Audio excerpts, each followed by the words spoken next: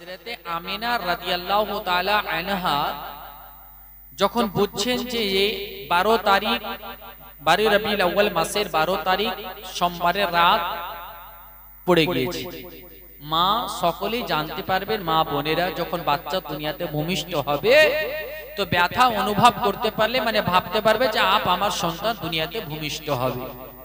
তো হযরতে আমিনা রাদিয়াল্লাহু তাআলা আনহা অনুভব করছে যে আমার সন্তান যদি আজকে আসে দুনিয়ার বুকে, আমি একা, আমি কি করব? তো যেমন এই মনে মনে ভাবছে আল্লাহর কাছে দোয়া করছে। হযরতে আমিনা রাদিয়াল্লাহু তাআলা আনহা আল্লাহর কাছে ফরিয়াদ করে, আল্লাহ রাব্বুল আলামিন, আমি একা, আমার সন্তান যদি দুনিয়ার বুকে ভূমিষ্ঠ হয় আমি এই মুহূর্তে কি করব আল্লাহ? সঙ্গে সঙ্গে মহান আল্লাহ পাক রব্বুল ইজ্জত জিবরিলকে বলেন, ও জিবরিল যাও যাও জান্নাতে যাও, জিবরিল যাও জান্নাতে যাও, আর জান্নাত থেকে 4 জন নারীকে তুমি আমিনার বাড়ি পাঠিয়ে দাও। হযরত জিবরিল আমিন তাড়াতাড়ি করে জান্নাতে গেলেন, জান্নাতে যাওয়ার পরে 4 জন নারীকে জান্নাত থেকে ডেকে মা আমিনার বাড়িতে পাঠিয়ে দিলেন। যেমন মা আমিনার বাড়িতে পাঠানো, আমিনার বাড়ির দরজার কাছে দাঁড় হয়ে আছে 4 জন নারী রে মা আমিনার বাড়িতে দরজায় ঠক ঠক করে আওয়াজ দিতে আছে।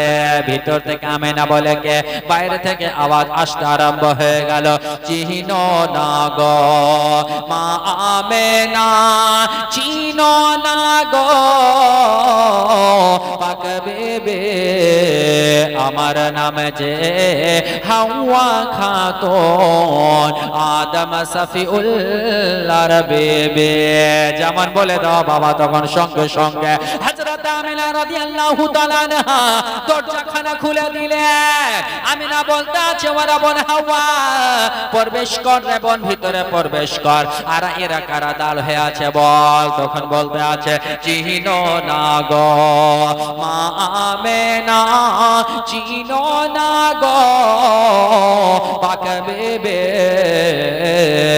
আমার নাম যে হাজেরা খাতুন, ইব্রাহিম খলিলুল্লাহর বেবে। যেমন বলে দেওয়া, তখন হযরত আমিনা রাদিয়াল্লাহু তাআলা আনহা দরজাখানা খুলে দিলেন, আর সঙ্গে সঙ্গে হযরত হাজেরা প্রবেশ করে গেলেন। এবার হযরত আমিনা জিজ্ঞেস করতে আছে, ওরে বোন হাজেরা বল, আর এরা কারো 2 জন দাঁড় হয়ে আছে বল। আবার বাইরে থেকে আওয়াজ আসতে আরম্ভ হয়ে গেল, চিনো না গো মা আমিনা, চিনো না গো পাক বেবে, আমার নাম যে মারিয়াম খাতুন, ঈসা নবীর জননী।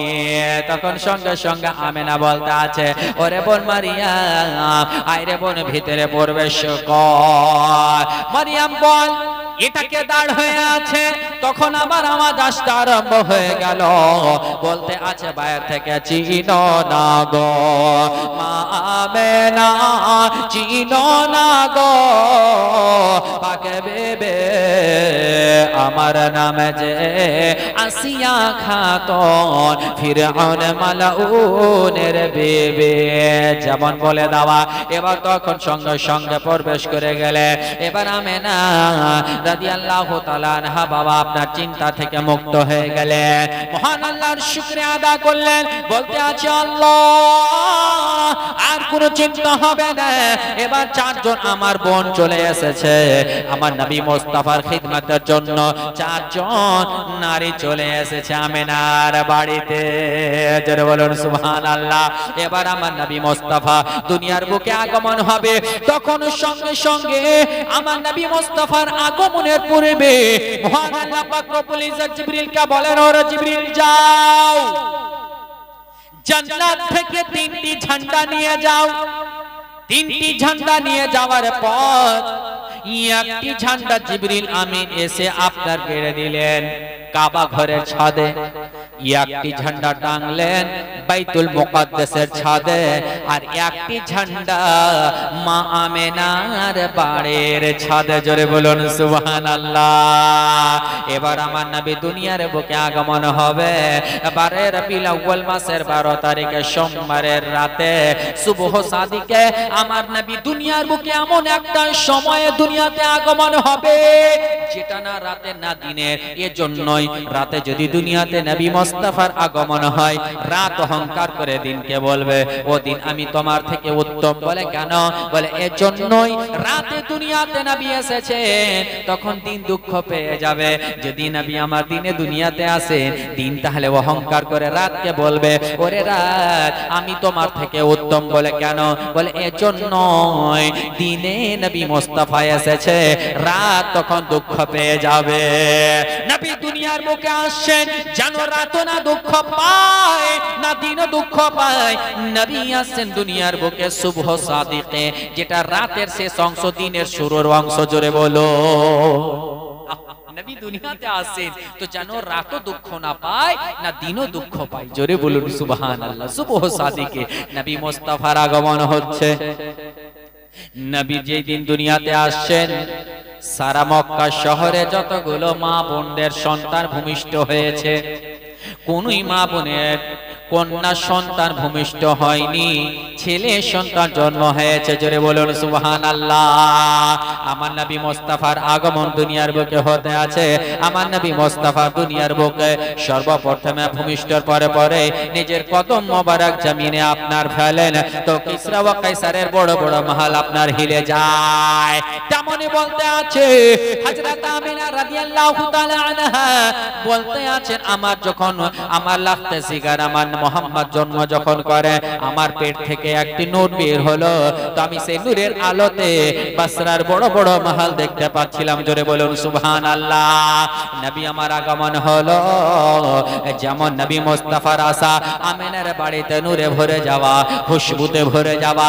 আমিনার বাড়ি চারদিকে হুর গিলমান এসে আপনার তাওয়াফ করতে আছে। এর জন্য কবি বলতে আছে আজ মক্কা শহর আব্দুল্লাহর ঘর, এলে নবী দয়ামর দয়ামর। আজ মক্কা শহরে আব্দুল্লাহর ঘর, এলে নবী দয়ামর দয়ামর। কে আজ চন্দ্র সূরজ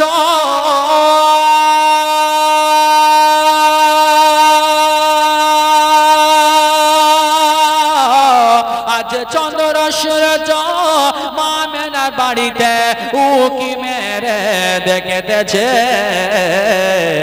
আজ মক্কা শহরে আব্দুল্লাহর ঘরে, এলে নবী দয়ামর দয়ামর। আজ হুরপুরীরা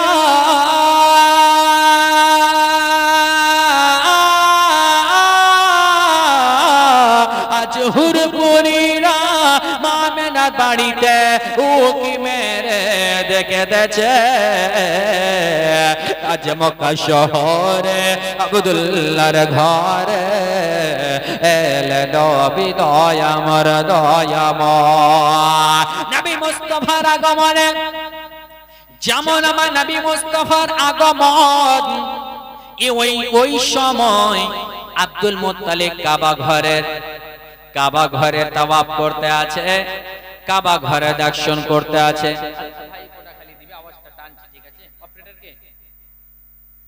একটু হালকা ইকোটা দেন, বাস আওয়াজটা ঠিক চলে আসবে। কাবা ঘরে তাওয়াফ করতে আছে, ওই কাবা ঘরে তাওয়াফ দেখে এবার আব্দুল মুত্তালিব দেখতে আছে কাবা ঘর যে তাওয়াফ করতে আছে, সে কাবা ঘর খানা ওই কাবা ঘর খানা মাকামে ইব্রাহিমের দিকে ঝুঁকতে আছে। কাবা ঘরটা কোন দিকে ঝুঁকছে? মাকামে ইব্রাহিমের দিকে। কিতাবের মধ্যে লেখা আছে মাকামে ইব্রাহিমটার দিকে ঝুঁকে না, বরঞ্চ মাকামে ইব্রাহিমটা হচ্ছে আমিনার বাড়ির দিকে। আমিনা আমিনার বাড়ির দিকে মাকামে ইব্রাহিম, এর জন্যই ওই আমিনার বাড়ির দিকে ঝুঁকছে। আর আমিনার বাড়ির দিকে ঝুঁকছে এর জন্যই যে নবী মুস্তাফা দুনিয়াতে এসে গিয়েছে। এবার কাবা বলতে আছে, ও বিশ্ববাসীরা, আমি তোমাদের সকলের হলাম কাবা, আর আমার কাবা হচ্ছে নবী মুস্তাফা। নবী দুনিয়ার বুকে চলে এসেছে, এবার কাবা সেদিকে ঝুঁকেছে। এই জন্যই তো আলা হযরত বলতে আছেন कि हाजियो आओ शहनशाह का रौजा देखो, हाजियो आओ शहनशाह का रौजा देखो, काबा तो देख चुके, काबे का काबा देखो। जरे बोलो सुभान अल्लाह। আছে ঝুঁকা দেখে আব্দুল মুত্তালিব এবার তখন দৌড়তে দৌড়তে আমিনার বাড়িতে গিয়ে দেখতে আছে আমিনার বাড়িতে আপনার নূরে ভরা, এত খুশবুতে ভরা, রাহমাতুল লিল আলামিনের আগমন হয়ে গিয়েছে। এবার আব্দুল মুত্তালিব আমার বিশ্ব নবীকে কোলে নিলেন। রে মা, কোলে নেওয়ার পর আপনার এত আনন্দ হয়েছে যে আনন্দতে আপনার চোখে পানি চলে এসেছে। কেন চলে এসেছে?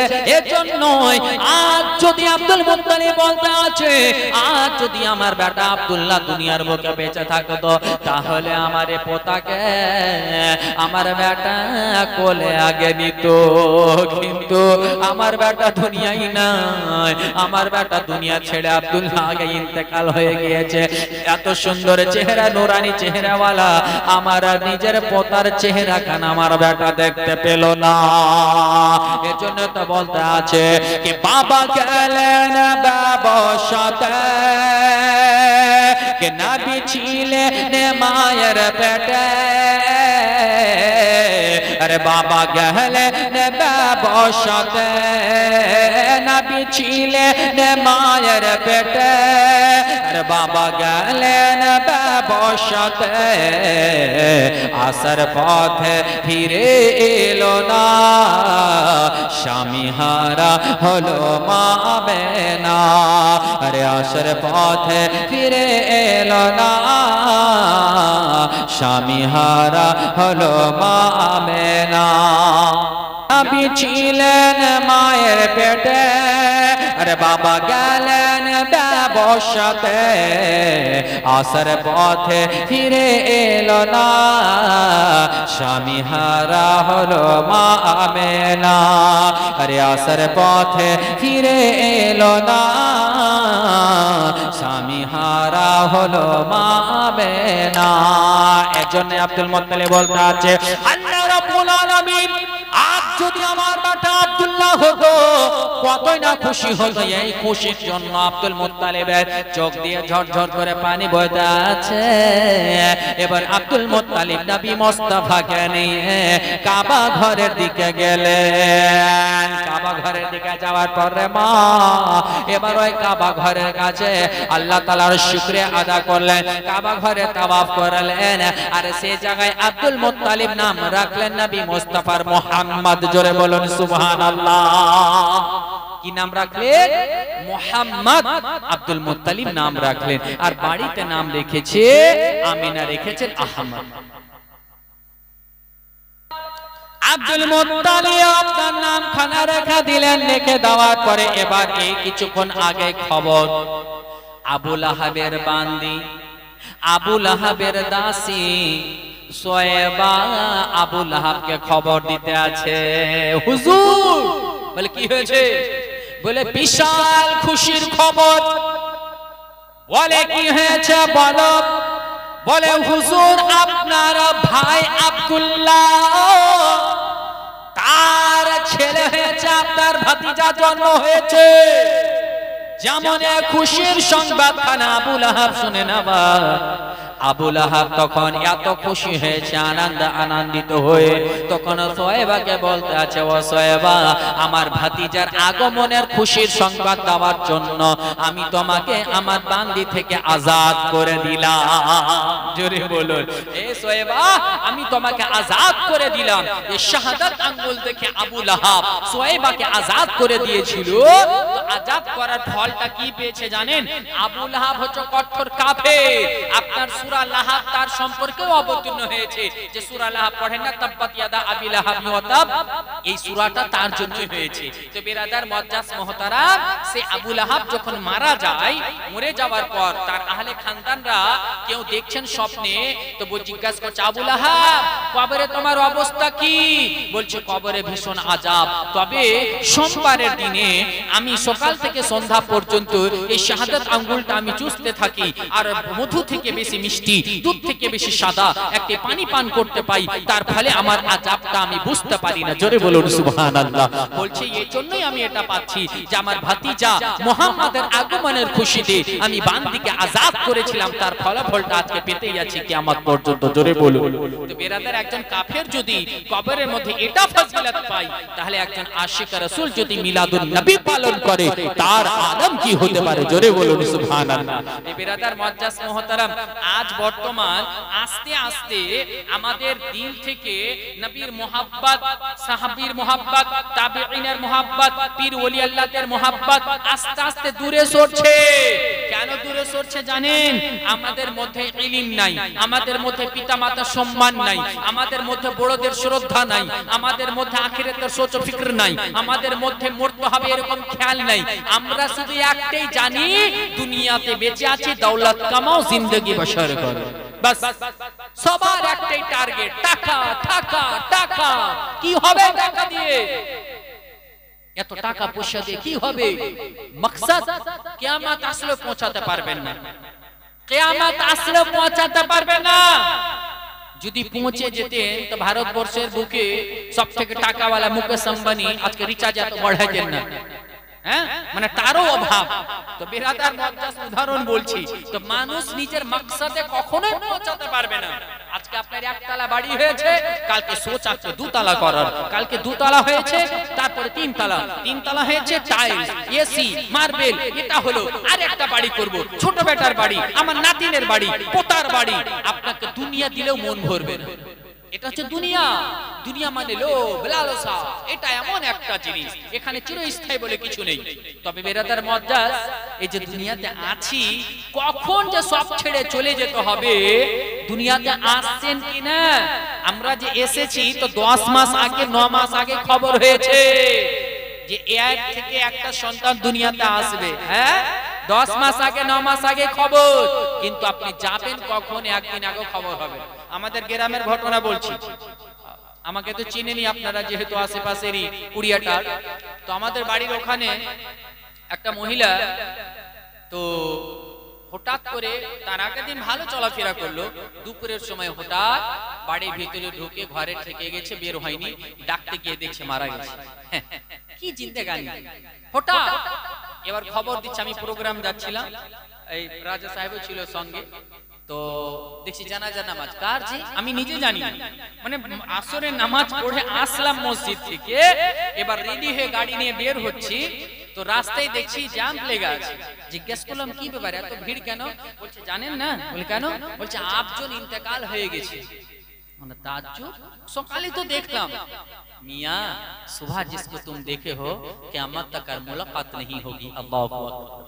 একদিন এরকম হলো, ইশার নামাজে আমার পাশে ওই লোকটা নামাজ পড়লো, আর ফজরে নামাজ পড়তে গিয়েছি, তো আজানের আগে পৌঁছে গেছি মসজিদ। তো আমাকে বলছে, মৌলানা সাহেব যারা এলান কর দিজিয়ে। মানে কার?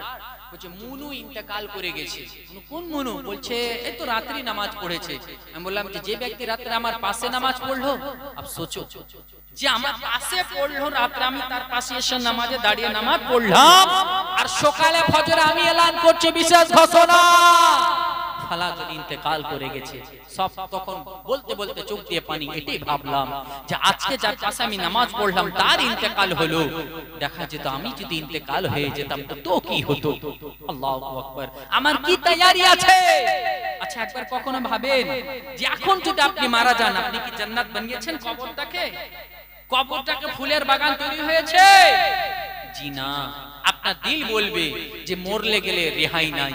ए बिरादर मुअज्जज, मोमिन तो वो होता है जो मौत की खबर सुनकर दिल खुश हो जाता है। बोलुन सुभान अल्लाह।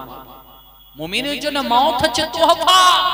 তো আমরা দুনিয়ার বুকে বাঁচার জন্য যতগুলো সম্ভব হয় আমরা সমস্ত রকমের চেষ্টা প্রচেষ্টা চালিয়ে যাই। যদি সে রোগটা মালদা সদর হাসপাতালে যদি না সরে, কলকাতা পিজিতে নিয়ে যান, সেখানে যদি না হয় ব্যাঙ্গালোর অ্যাপলে নিয়ে যান, সেখানে আপনি দেখেন, সেখানেও যদি না হয় আমেরিকা, দুবাই, অস্ট্রেলিয়া, থাইল্যান্ড যেখানে হয় নিয়ে যান, তাকে সেই বাঁচাতে হবে। করোড়পতি টাকা আছে। এই বেরাদার, মতের সময় আসতে গেলে টাকা কেন সারা দুনিয়া দিলেও উপায় নেই। কত ধনী লোক ছিল, কত করোড়পতি ওয়ালা ছিল, কত বড় বড় বাদশা যাদের ওয়াজিরের কাছে এত কোটি কোটি টাকা ছিল যে সুবহানাল্লাহ। তো একটা বাদশা যখন ইন্তেকাল করে যাচ্ছে, তো বাদশা বলছে যে আমি যখন মারা যাব তো কাফন থেকে আমার হাতটা বাইরে রাখবে। বলে হযরত এটা তো নিয়মের খেলাফ, সবার তো ভিতরে থাকে। বলে তুম नहीं समझोगे, इसको बाहर रखना। कहा क्यों? कहा कि इसलिए এজন্যই যে তাকে তাকে মানুষ দেখুক যে এত বড় বাদশা ছিল, দেখো খালি হাত যাচ্ছে, কিছুই সঙ্গে নিয়ে যায় না। এত বড় বাদশা খালি হাত যাচ্ছে, কিছুই নয়, শুধু সাদা কাপড়টা আর কিছুই না, আবার সিলানা এরকম কাপড় আপনার সম্মানার্থে, আপনার ইজ্জতকে ঢাকার জন্য ওই পর্দাটা দিয়ে আপনাকে দাফন করা হচ্ছে। কিসের এত অহংকার, কিসের এত দৌলত? আর আজকে এই দৌলতকে আমরা আঁকড়ে ধরেছি। আজকে দেখতে পাচ্ছেন, নবীর মোহাব্বতে আপনাকে বলিনি জমিন দিয়ে দেন, নবীর মোহাব্বতে বলিনি বাড়ি দিয়ে দেন, নবীর মোহাব্বতে বলিনি औलाद দিয়ে দেন, নবীর মোহাব্বতে বলি দিন জীবন দিয়ে দেন। নবীর মোহাব্বতে মাত্র 1200 টাকা চেয়েছিলাম, এবার নবীর মোহাব্বতে মাত্র 500 করে 12টা কলম দেখতে চাই। আছেন? নবীর মোহাব্বতে 12টা কলম মাত্র 500 করে হাত তুলবেন যে মাওলানা আমি দিয়ে দিলাম। এবার এই খবরখানা দিল কাকে? আবু লাহাব। আর আজাদ করে দিল। তো বলছে আমি সোমবারের দিনে কি পাই? আমি এটা ফজিলত পাই। তো একজন কাফির যদি এই ফজিলত পাই, তো মুমিনের আলম কি হতে পারে? জোরে বলুন। যেমন এই খবর দিয়ে দেওয়া, তারপর আবু লাহাব তাকে আজাদ করে দিল। আজাদ করে দেওয়ার পরে কিতাবের মধ্যে লেখা আছে, আমার বিশ্বনবী সাল্লাল্লাহু তাআলা আলাইহি ওয়াসাল্লামকে নবীর আগমনের পরে আমার নবী মুস্তাফাকে সোয়েবা দুধ পান করালে। তারপরে পরে হযরত আমিনা রাদিয়াল্লাহু তাআলা আনহা আমার নবী মুস্তাফাকে দুধ পান করালে। এবার এই করতে করতে একদিন নয়, দুদিন নয়, 7 দিন হয়ে গেল। আর 7 দিন হয়ে যাওয়ার পরে এবার আব্দুল মুত্তালিব মক্কাবাসীকে একটি দাওয়াত দিলেন। জোরে বলুন সুবহানাল্লাহ। দাওয়াত দেওয়ার পরে মক্কাবাসীদেরকে ডেকে খাওয়া দাওয়ার ব্যবস্থা করেছে। সবাই মক্কাবাসীর বড় বড় সর্দারেরা এসেছে, খাওয়া দাওয়া হয়ে গেল। এবার আব্দুল মুত্তালিবকে জিজ্ঞেস করতে আছে, আব্দুল মুত্তালিব কলম হলো, মন বলে দাও আব্দুল মুত্তালিব বলো বলো তোমার পোতার নাম কি রাখা হয়েছে? বলে আমরা নাম রাখবো। আব্দুল মুত্তালিব বলতে আছে না, আমার পোতার নাম রাখা হয়েছে মুহাম্মদ। জোরে বলুন সুবহানাল্লাহ। আমার পোতার নাম রাখা হয়েছে মুহাম্মদ, যে নামটা এর পূর্বে কারো ছিল না। যেমন শুনে নেওয়া, তাদের মনটা খুব খারাপ, এজন্যই তারা চাইছিল যে আমরা এই আব্দুল মুত্তালিবের পোতার নাম রাখবো। কিন্তু এই নামটা তো আব্দুল মুত্তালিব না, বরং আল্লাহ তাআলা রেখেছেন। জোরে বলুন সুবহানাল্লাহ। এবার এই করতে করতে 7 দিন, 8 দিন, 10 দিন, 15 দিন হয়ে গেল। যেমন 15 দিন হয়ে যাওয়া মক্কার রীতিনীতি ছিল রে মা, আমাদের জন্য। আর যখন 2 সপ্তাহ হয়ে গেল, 15 দিন হয়ে গেল, মক্কা শহরের রীতিনীতি ছিল সেই জায়গাতে কোনো সন্তান ভূমিষ্ঠ হলে তারা মক্কা শহরে রেখে দুধ পান করাতো না, তারা গ্রামে পাঠিয়ে দিত। এর জন্য যে গ্রামে পাঠাতে গেলে সেখানকার ভাষা এবং খাওয়া এবং সেখানকার আবহাওয়া ভালো, বাচ্চাদের পক্ষে খুবই ভালো হতো। এজন্যই আমিনা রাদিয়াল্লাহু তাআলা আনহা আমার বিশ্বনবী সাল্লাল্লাহু তাআলা আলাইহি ওয়াসাল্লামকে নিয়ে আপনার বাজারের কাছে আছেন। আর সেই জায়গাতে মক্কাবাসীর আপনার অনেক মহিলারা উপস্থিত। আর ওই তাইফবাসী থেকে, তাইফ নগর থেকে মহিলারা আপনার বাচ্চা নেওয়ার জন্য বের হচ্ছে। এবার হালিমা রাদিয়াল্লাহু তাআলা আনহা তার শরীর খুব অসুস্থ অচল হয়ে আছে। এবার হালিমা রাদিয়াল্লাহু তাআলা আনহা আপনার যাবে, কিন্তু মা হালিমা রাদিয়াল্লাহু তাআলা আনহার শরীর হচ্ছে অচল, আর যে উট নিতে যাবে সেটা হচ্ছে অচল। কিন্তু এবার কোন রকম করে হালিমা রাদিয়াল্লাহু তাআলা আনহা ভাবতে আছেন, যদি একটা সন্তান মক্কা থেকে নিয়ে আসি তাহলে আমার জন্য ভালো হবে, কিছু উপহার পেয়ে যাব, কিছু ইনাম পেয়ে যাব। এর জন্যই তায়েফবাসী থেকে অনেক মহিলা যাচ্ছে। হালিমা যখন বেরিয়েছে, হালিমাকে বাকি মহিলাগুলো বলতে আছে, ওরে হালিমা, তোমার এমনিতে শরীর চলে না, আর উট নিয়ে অচল, তোমাকে কেউ বাচ্চা দেবে না রে হালিমা। সবাই বিদ্রুপ করে চলে গেল, আগে বেড়ে গেল। হালিমা আস্তে আস্তে যাচ্ছে, আর এই যতগুলো তায়েফ থেকে কাফিলা নিয়ে মহিলারা গিয়েছিল বাবা মক্কা শহরে, ধনীদের বাচ্চাকে নিয়ে নিয়েছে, আর নবীকে ইয়েতিম বলে কেউ নিচ্ছে না, কেউ নিচ্ছে না, না বরঞ্চ কারো নসিবে নেই। জোরে বলুন, হালিমার নসিবে আছে, তার কেউ পায়। আমার বিশ্ব নবীকে সবাই যেমন যাচ্ছে ইতিম বলে চলে যায়, বাজার থেকে সবাই সন্তান নিয়ে ফিরে চলে আসছে। হালিমা সর্বশেষে পৌঁছালো। হালিমা পৌঁছে যাওয়ার পরে এবার হালিমা রাদিয়াল্লাহু তাআলা আনহা গিয়ে দেখতে আছে কোনো সন্তান নাই, একটাই মাত্র সন্তান রয়েছে। এবার হালিমা আস্তে আস্তে করে গেলেন আমেনার কাছে, যাওয়ার পরে বলে, এটাকে আমেনা বলতে আছে আমার লাফতে শিকার, বলে নাম কি? বলে মুহাম্মদ। বলে আমি নিব। বলে তবে শোনো রে বোন, আমি নেওয়ার আগে একটা কথা আগে বলে দিই, আমার এ বেটার বাবা নাই, আগে ইন্তেকাল হয়ে গেছে, আমার বেটা হচ্ছে ইতিম। যেমন বলে দাওয়া। এবার হালিমা ফিরে চলে গেলেন, স্বামী হারিসকে বলতে আছে, স্বামী গো, আর কোনো বাচ্চা নেই, স্বামী একটাই মাত্র বাচ্চা আছে, তবে স্বামী ওই বাচ্চাটা হচ্ছে ইতিম, আমি যদি এখন না নি, এখন খালি হাতে গেলে আমাকে গ্রামবাসীরা বলবে দেখা দেখা হালিমাকে কেউ বাচ্চা দেয়নি, আর স্বামী গো এখন যদি বাচ্চাটা নি তাহলে ইতিম, কি করা যায়? স্বামী বলতে আছে, হারিস বলছে, বলে হালিমা তুমি কি বলো? বলে স্বামী গো ইতিম হলো হোক, আমি নিব। জোরে বলো। এবার হালিমা রাদিয়াল্লাহু তাআলা আনহা যখন এ কথা বলে দিলেন, স্বামী বলতে আছে, ওরে হালিমা তাহলে ঠিক আছে, অসুবিধা নেই, যা যাও আর তুমি সেই বাচ্চাকে নিয়ে নাও। হালিমা রাদিয়াল্লাহু তাআলা আনহা আমার আমেনার কাছে গেলেন, যাওয়ার পরে বলতে আছে, ওরে বোন আমেনা, দে রে বোন দে, তোমার বাচ্চাকে দে। নবীকে যেমন হালিমা নামা, হালিমা যেমন নিয়েছে, হালিমার বন খানা ভরে গিয়েছে। কেন ভরবে না? জন্যই যিনি হচ্ছেন রাহমাতুল লিল আলামিন। আল্লাহ তাআলা বলতে আছে, ওয়া আরসালনাকা ইল্লা রাহমাতাল লিল আলামিন। এই সেই নবী যিনি হচ্ছেন দুই জগতের রহমত, আর আজকে দুই জগতের রাহমাতুল লিল আলামিন হালিমার কোলে চলে এসেছে। হালিমা কত খুশি, জোরে বলো। একটু মহব্বতে যেমন হালিমার কোলে আসা, হালিমার শরীর অসুস্থ ছিল, হালিমার শরীর সুস্থ হয়ে গেল, হালিমার স্তন আপনার বাবা ভালো হয়ে গেল, হালিমার সিনা ভালো হয়ে গেল, হালিমার শরীর ভালো হয়ে গেল, তাজা পুষ্টকর হয়ে গেল। এবার স্বামীর কাছে গেলে, স্বামীর কাছে যাওয়ার পরে বলে, স্বামী গো এই বাচ্চাকে নামার পরে আমার খুব আনন্দ হচ্ছে। এবার অচল উটনির উপরে হালিমা যেমন নিয়ামা নবীকে চাপবে,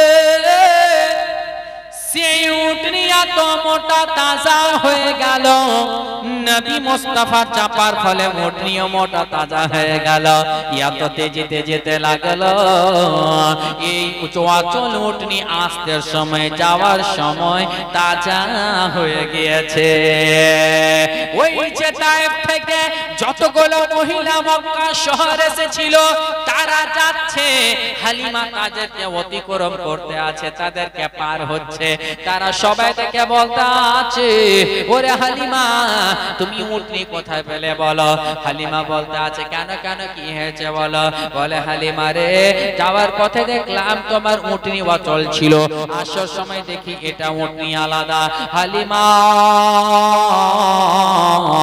বলতে আছে, আমার এটা ওটাই উটনি, যে উটনিতে আমি গিয়েছিলাম সেটাই আমার এটা উটনি।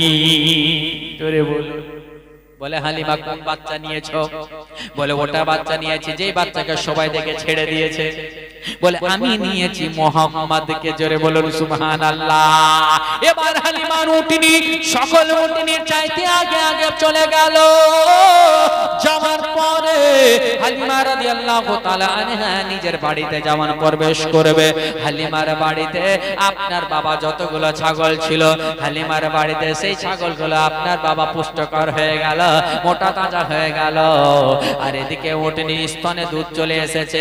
হালিমার বাড়িতে বরকতি বরকত কেন হবে না রে মা, যিনি বরকত ওয়ালা রাহমাতুল লিল আলামিন হালিমার বাড়িতে। নবী মুস্তাফা সাল্লাল্লাহু তাআলা আলাইহি ওয়াসাল্লাম, নবী মুস্তাফা রাহমাতুল লিল আলামিন হালিমার বাড়িতে চলে এসেছে। সেই হালিমার বাড়িতে আসার পরে এত বরকত, সেই নবীর উসিলা দিয়ে একবার দোয়া করব। আর মাত্র 6টা কলম আছে, 500 করে। হালিমার বাড়িতে নবী মুস্তাফার আগমন হয়ে গেল। সেই রাত্রিতে হযরত হালিমা রাদিয়াল্লাহু তাআলা আনহা আমার নবী মুস্তাফা সাল্লাল্লাহু তাআলা আলাইহি ওয়াসাল্লাম কেরামা, আমার নবী মুস্তাফাকে ডান দিকের স্তন থেকে আপনার দুধ পান করালেন। আমার নবী দুধ পান করলেন। বাম দিকের স্তনে যেমন দুধ পান করাবেন, আমার নবী পান করছেন না। এর জন্যই আমার নবী জানেন আমার দুধ ভাই আছে, দুধ ভাইয়ের জন্য ছেড়ে দিলেন। হালিমা নিজের সন্তানকেও বাম দিকের স্তন থেকে দুধ পান করালেন। এবার সেই রাত্রিতে হালিমা বলতে আছে, আমার স্বামী হারিস ওই উটনির দুধ দহন করলেন, আর সে দুধ আমি পান করলাম, আমার স্বামী পান করলো, আমার বেটি সীমাও পান করলো। আর সে রাত্রিতে আমরা মন ভরে ঘুমালাম। মনে বল হযরত হালিমা রাদিয়াল্লাহু তাআলা আনহা বলতে আছেন, সেই রাত্রিতে আমরা এত সুন্দর ভাবে ঘুমালাম। তারপর সকাল হলো, সকালবেলা উঠে দেখে হালিমার বাড়িতে এত সুন্দর আপনার মৌসুমে এত সুন্দর পরিবেশ রয়েছে, হালিমার বাড়িতে বরকতি বরকত রয়েছে রে মা। এবার হালিমা রাদিয়াল্লাহু তাআলা আনহা যতগুলো ছাগল এবং ভেড়া ছিল বাবা, এই সমস্ত ছাগল ভেড়া যেখানে মাঠে চড়তে যায়, চড়ার জন্য যায়, তারা সেখান থেকে চড়ে আসুক, তাদের শরীরগুলো আপনার পুষ্টকর হতে আছে, মোটা তাজা হতে আছে। পাড়ার লোকেরা বলছে, কি ব্যাপার হালিমার ছাগল যেখানে চড়তে আছে এত তাদের পেট ভরে যায়, এত মোটা তাজা হয়ে যায়, কারণটা কি? আর অন্যান্য মহিলারা এই ছাগল চড়ায়, তাদের কেন পেট এত ভরে না? তাহলে কি করা যায়? তারা আলোচনা করছে যে হালিমার ছাগল যেখানে চড়বে আমরা সেই জায়গাতে আমাদের ছাগলগুলোকে চড়াতে পাঠাবো, সেই জায়গাতে ছাগলগুলোকে পাঠিয়ে দিই। তো বিরাদার মুআজ্জাজ মুহতারাম, যেখানে পাঠায় সেখানে বিরাদার মুআজ্জাজ হালিমার ছাগলের পেট ভরে যায়, বাকি সবার কিন্তু ভরে না। তার কারণ রাহমাতুল লিল আলামিন আছে হালিমার বাড়িতে। জোরে বলুন সুবহানাল্লাহ। এই বিরাদার মুআজ্জাজ মুহতারাম, আমরা নবীকে কেমন ভালোবাসি। আজকে নবীর মোহাব্বতে এত বড় সভা এই পবিত্র জায়গাতে আপনার বিরাদার আয়োজন করেছেন। সুবহানাল্লাহ। বিরাদার এই বাগমারার সরজমিনে এই নওজওয়ান আমার ভাইরা এত সুন্দরভাবে প্যান্ডেল করছে, কারণ একমাত্র এই নবীর মিলাদ পালন করার জন্য। জোরে বলুন সুবহানাল্লাহ। এখানে কোনো গান বাজনা তামাশার জন্য করা হয় না, ইসলামিকের জন্য করা হচ্ছে, নবী মুস্তাফার পয়গাম পৌঁছানোর জন্য। আর আজকে এই জায়গাতে আপনারা যে অংশগ্রহণ করছেন, এই যে দান খেরাত করছেন, এটার সাদকাতেই এত বড় আপনার হাজার হাজার টাকা খরচ করে এত বড় প্রোগ্রাম করা হচ্ছে। আপনারা কি চান যে প্রোগ্রাম চলতে থাকুক না বন্ধ হয়ে যাক? চলতে থাকবে কি না? তো ইনশাআল্লাহ এভাবে যদি চান কিয়ামত পর্যন্ত চলতেই থাকবে। আর বেরাদার মুআজ্জাজ কাল কিয়ামতে এটার সাদকাই পাওয়া যাবে। জোরে বলুন সুবহানাল্লাহ। যদি কোনো কিছু না আমল কবুল হয়, তাহলে যদি নবীর মুহাব্বতে এই কাজটা করাতে বলবে আল্লাহ দুনিয়াতে কিছু করতে না পেরেছি, নবীর মুহাব্বতে মিলাদটা মানিয়েছিলাম। জোরে বলুন সুবহানাল্লাহ। এই নবীর মিলাদ মানানোর কারণে আল্লাহ তাআলা আপনার মাগফিরাত করে দিবেন। জোরে বলুন সুবহানাল্লাহ। আর যারা এই দান খেরাত এই জায়গাতে শরীক হচ্ছেন তাদেরও ইনশাআল্লাহ তার সাদকাতে মাগফিরাত হয়ে যাবে। এই বিরাদার আসুন আমরা নবীর মুহাব্বতের কথা তো আমরা নিজেদের পরিচয় দিলাম। আমার নবী কতটা উম্মতকে ভালোবাসেন একটা হাদিসের মাফহুম শোনাই, তারপর ইনশাআল্লাহ তাবারাক তাআলা আপনারা বুঝতে পারবেন। একবার নবীর মুহাব্বতে বলুন সুবহানাল্লাহ। বিরাদার মুআজ্জাজ মুহতারাম, আমার দয়ার নবী মুস্তাফা তাজদারে মদিনা আহমদে মুজতবা মুহাম্মদে মুস্তাফা সাল্লাল্লাহু তাআলা আলাইহি ওয়াসাল্লাম এক জায়গায় আপনার মদিনাতে রয়েছেন। হযরতে জিবরিল আসলেন। জিবরিল আমিন আসার পর আমার নবী মুস্তাফাকে বলছেন, ইয়া রাসূলুল্লাহ ইয়া হাবিবাল্লাহ, হুজুর আমি আদম থেকে শুরু করে নিয়ে মানে হযরতে আদম থেকে আরম্ভ করলে বলে ইয়া রাসূলুল্লাহ আমি আদমের উম্মতকে জাহান্নামে দেখেছি, আমি নূহের উম্মতকে জাহান্নামে দেখেছি, ইব্রাহিমের উম্মতকে জাহান্নামে দেখেছি, মুসার উম্মতকে দেখেছি। এই করে করে আমার নবী মুস্তাফাকে জিবরিল আমিন শোনাতে আরম্ভ করলেন যে হুজুর আমি ফালা জনের নবীকে জাহান্নামে দেখি, ফালা নবীর উম্মতকে জাহান্নামে দেখেছি, ফালা নবীর উম্মতকে জাহান্নামে দেখেছি। এই তেজির সঙ্গে বলতে বলতে সর্বশেষে হযরত ঈসা আলাইহিস সালামের কথা বলতে আরম্ভ করলেন। বলে ইয়া রাসূলুল্লাহ ইয়া হাবিবাল্লাহ গো হুজুর আমি ঈসা নবীর উম্মতকে জাহান্নামে দেখেছি।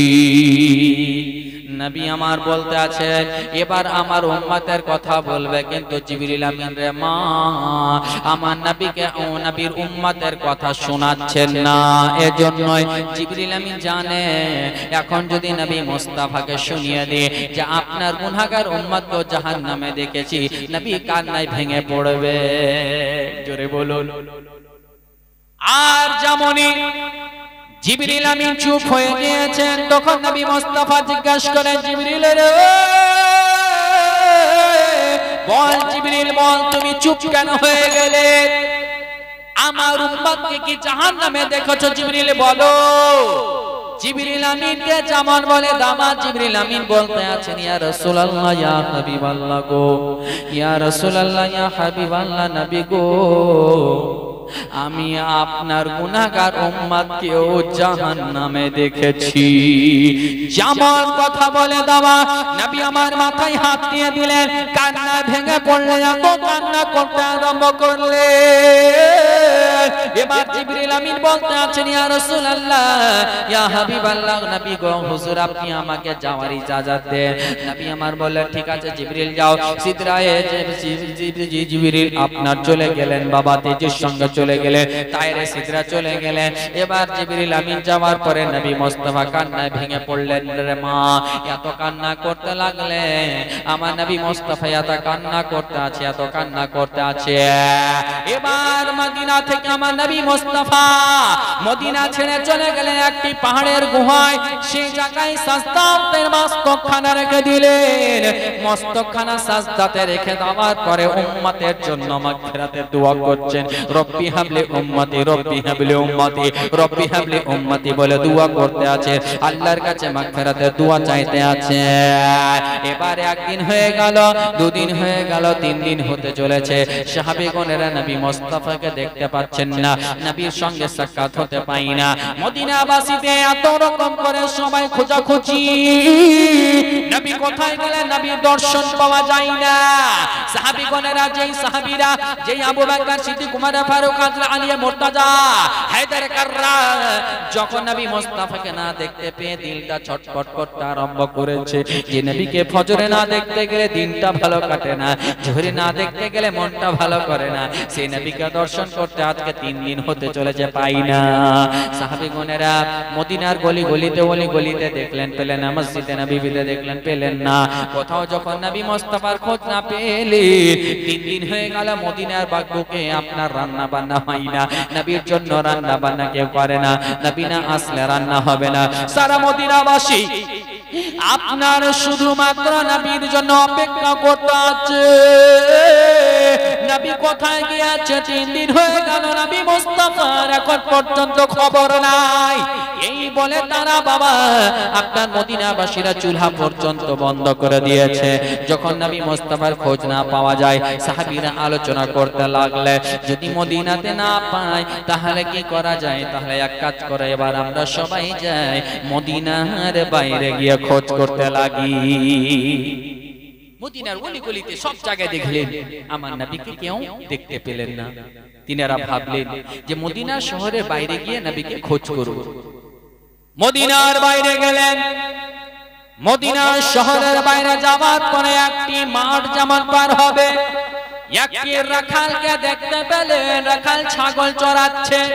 সেই রাখালকে গিয়ে বলতে লাগলেন সাহাবীগণেরা, ও ভাই, এই জায়গা থেকে তুমি কি আমার নবী মুস্তাফাকে দেখেছো বলো?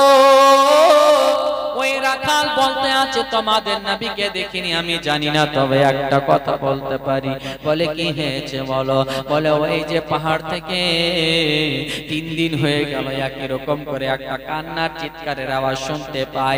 সে আওয়াজখানা আমার এ ছাগল পর্যন্ত শুনতে পাই। এ ছাগল পর্যন্ত শোনার পরে ছাগল পর্যন্ত কান্না করতে আছে, ছাগল পর্যন্ত ঘাস খায় না, ছাগল পর্যন্ত কান্না করতে থাকে, জানি না কে রয়েছে।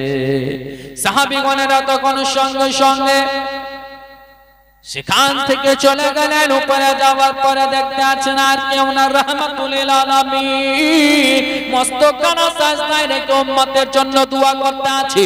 রব্বি হাবলি উম্মতি, রব্বি হাবলি উম্মতি দোয়া করতে আছে। যেমন এক কথা বলে যাওয়া, এবার সাহাবীগণেরা দেখতে আছে, হাত গিয়ে সাহাবী বলতে আছেন, ইয়া রাসূলুল্লাহ, ইয়া হাবিবাল্লাহ, ফিদাকা উম্মি, আপনার পদতলে পিতামাতা কুরবান। ইয়া রাসূলুল্লাহ,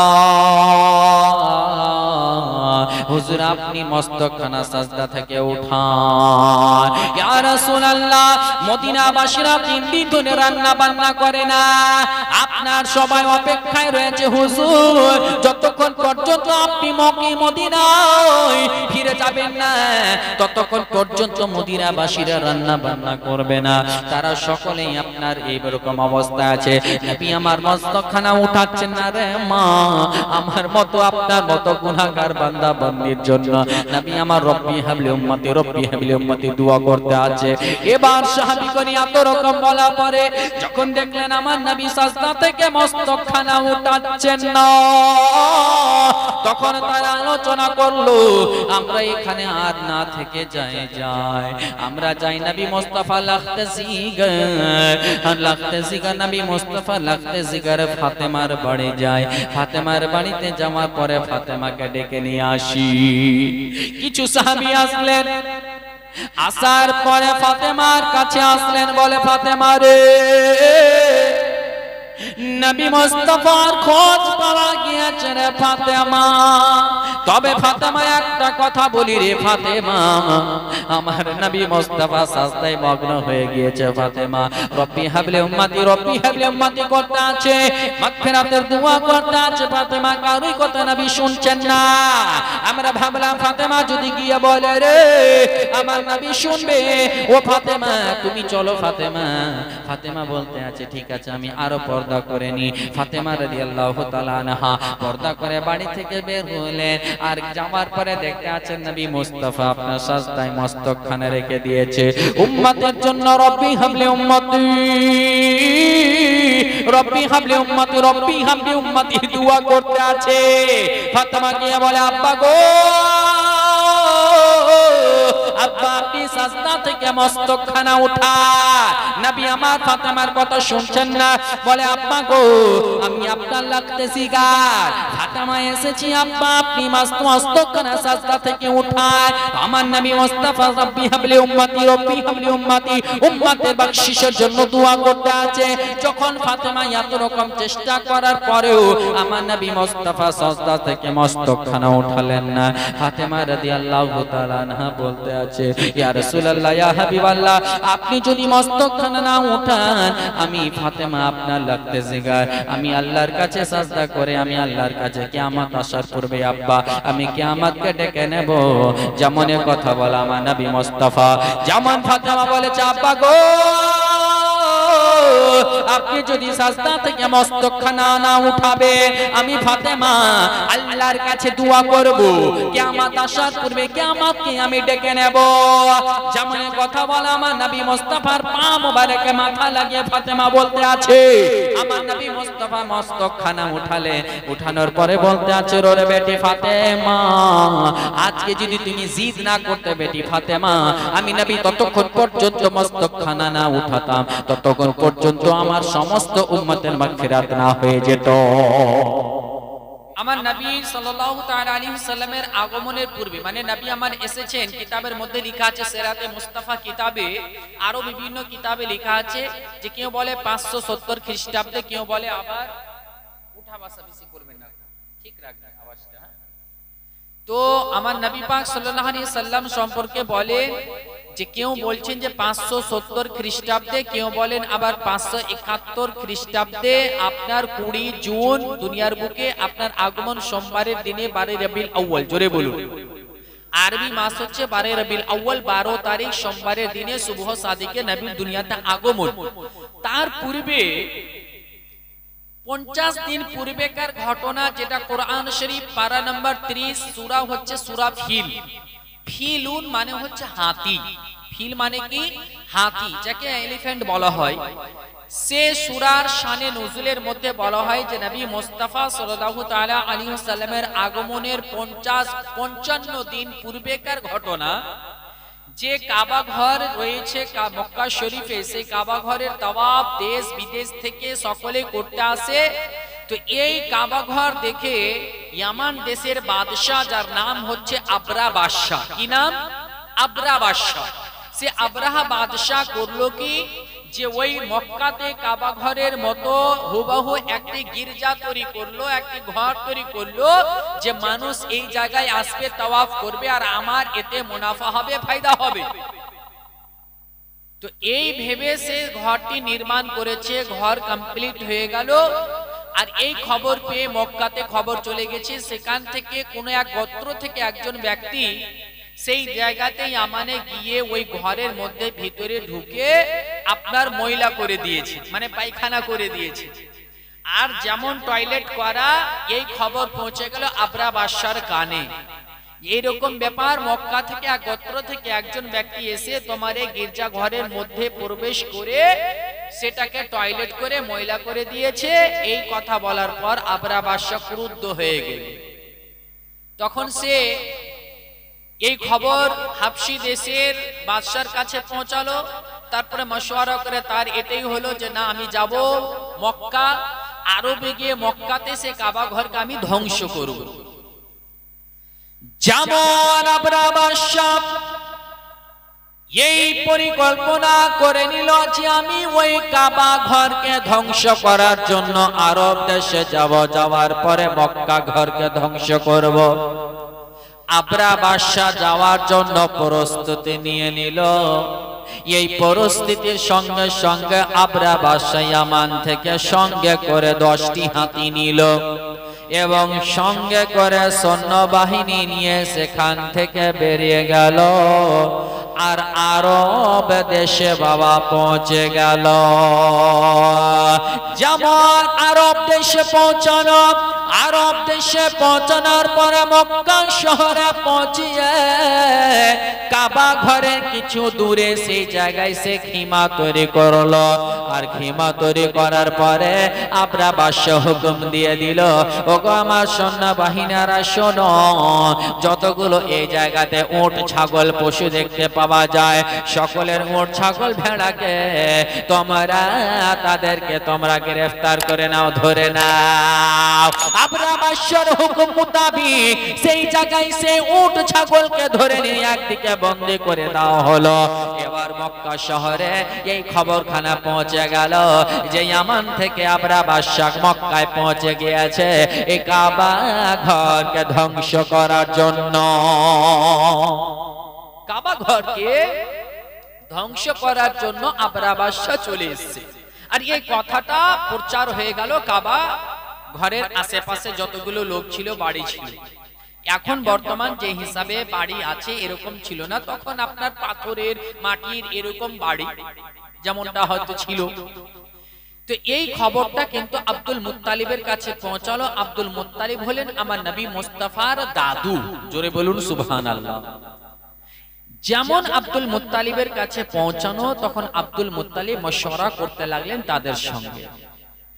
আব্দুল মুত্তালিব বলতে আছেন, ও মক্কাবাসীরা শোনো, আমাদের এই কাবা ঘরকে ধ্বংস করার জন্য, ভাঙার জন্য ইয়ামান থেকে আবরা বাদশাহ চলে এসেছে। সে এখন ওই জায়গায় খিমা বানিয়ে রেখেছে। তবে একটা কথা বলি, আবরা বাদশার সঙ্গে সৈন্যবাহিনী আছে, সিপাহী আছে। আমাদের কাছে কোনো সিপাহী নাই, কোনো সৈন্য নাই, কোনো আমাদের কাছে অস্ত্র নাই যে তাদের সঙ্গে মোকাবেলা করি। এমন যেমন কথা বলে দেওয়া। এবার আবরা বাদশাহ তাদের সঙ্গে বাবা মাশওয়ারা করবে। এই আব্দুল মুত্তালিবকে মানে কাবা ঘরের যে মোতাওয়াল্লি তাকে ডেকে পাঠালো। আবরা বাদশাহ হুকুম দিয়ে পাঠালো, এই কাবা ঘরের মোতাওয়াল্লি কে আছে তাকে আমার কাছে ডাকা হোক, তার সঙ্গে সে কথা বলবে। এই খবর আব্দুল মুত্তালিবের কাছে পৌঁছে গেল। আব্দুল মুত্তালিব এবার সঙ্গে সঙ্গে আবরা বাদশার কাছে রওনা হয়ে গেল। আবরা বাদশার কাছে আব্দুল মুত্তালিব রওনা হয়ে গেল। যেমন চলে যাওয়া, আবরা বাদশাহ এটাই ভাবতেছে রে মা, যে আবরা বাদশাহ এটাই মনে মনে ছিল যে কাবা ঘরে যে সর্দার থাকবে, মোতাওয়াল্লি থাকবে, আমি তাকে এখান থেকে বেইজ্জত করব। এরকম একটা কুরসিতে বসে রয়েছে, এমনই একটা বড় কুরসি, যেই কুরসিতে দুইজন বসা যাবে। আবরা বাদশাহ বসে আছে, আব্দুল মুত্তালিব যেমন প্রবেশ করেছে, এদিকে আবরা বাদশাহ দেখে আপনার চমকে গিয়েছে। তার কারণ হলো আব্দুল মুত্তালিবের নুরানি চেহারা দেখে, তিনার হাইট দেখে, উচ্চতা দেখে এদিকে আবরা বাদশাহ ঘাবড়ে গেলেন। আপনার বাবা দাঁড়িয়ে গেলেন। সসম্মানে দাঁড়িয়ে যাওয়ার পর বলতে বাধ্য হলো, আপনি বোধহয় কাবা ঘরের মোতাওয়াল্লি। বলে হ্যাঁ। বলে তাহলে আসুন আমার পাশে জায়গায় বসুন। জোরে বলুন, আমার নবী মুস্তাফা দাদুজানকে সম্মান দেবে না তো আর কাকে দিবে? জোরে বলুন। যেমন বলে দাওয়া, এবার আব্দুল মুত্তালিব বসলেন। আবরা বাদশার কুরসিতে সেই চেয়ারে পাশে বসে গেলেন। বসে যাবার পরে এবার আবরা বাদশাহ বলতে আছে, ওরে ভাই আব্দুল মুত্তালিব, আমি কাবা ঘরকে ধ্বংস করার জন্য এসেছো, এই ব্যাপারে কি বলতে চাও বলো? আব্দুল মুত্তালিব বলতে আছে, আমি কাবা ঘরের ব্যাপারে আলোচনা করতে আসিনি, আমি এই জায়গায় এসেছি আমার 200 খানা অথবা 400 খানা উট তুমি গ্রেফতার করে নিয়েছো, ধরে নিয়েছো। জামানে কথা বলা আবরা বাদশাহ হাসতে লেগে গেল। কি ব্যাপার? আমি তোমাকে জিজ্ঞাসা করলাম কাবা ঘরের ব্যাপারে, তুমি কাবা ঘরের ব্যাপারে না বলে উটের কথা বলতে আছো। আব্দুল মুত্তালিব উত্তর দিতে লাগলে, ও আবরা, আমি হচ্ছি 200 থেকে 400 উটের আমি হচ্ছি মালিক, আর কাবা ঘরের মালিক আল্লাহ। জোরে বলুন। বলছে আবরা বাদশাহ, আমি 200 উটের মালিক আর কাবা ঘরের মালিক হলো আল্লাহ। তাহলে কাবা ঘরের হেফাজত করবে আল্লাহ, আমি 200 উট নিতে এসেছি। যেমন কথা বলা আবরা বাদশাহ হাসতে লেগেছে। তাজ্জব, আশ্চর্য ব্যাপার, কাবা ঘর ধ্বংস করতে এসেছি আর তুমি হচ্ছে সেখানকার মোতাওয়াল্লি। আর সেই ব্যাপারে কোনো কথা না নিয়ে, চিন্তা না করে, কথা না বলে উটের কথা বলছো। যেমন বলে দেওয়া, আব্দুল মুত্তালিব বলতে আছেন আমার 200 খানা উট আমাকে দিয়ে দাও। 200 উট দিয়ে দিল। আব্দুল মুত্তালিব নিয়ে চলে গেলেন। যেমন চলে যাওয়ার মা, এবার কাবা ঘরের কাছে পৌঁছে গেলেন। মক্কাবাসীকে ডাকলেন, কাবা ঘরের আশেপাশে যারা ছিল তাদেরকে ডাকলেন।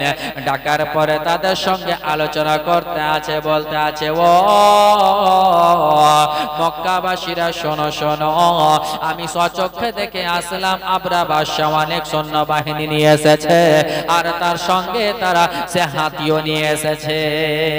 কিতাবে লেখা আছে এর পূর্বে মক্কাবাসীরা কখনো হাতি দেখেনি, সেই বছরই হাতিটা দেখেছে। মানে তাজ্জুব হয়ে গেছে, এত বড় বড় পশু, এটা আবার কেমন? তো এ ভাবছে। যেমন বলে দেওয়া, এবার আব্দুল মুত্তালিব মক্কাবাসীদেরকে সঙ্গে নিয়ে আলোচনা করতে আরম্ভ করলেন। ও মক্কাবাসীরা, আমার হচ্ছে আলোচনা, আমার মাশওয়ারা এটাই যে তোমরা নিজের বাড়ি ঘর থেকে তোমরা ওই পাহাড়ের চটির উপরে চলো, উচ্চতায় চলো। কাবা ঘরে আশেপাশে কাউকে থাকতে হবে না, যা পশু পাখি আছে সবকে নিয়ে ওই পাহাড়ের উঁচুতে চলে যাও। এবার ওই সবাই তখন উঠে গিয়ে পাহাড়ের উপরে চলে গেল।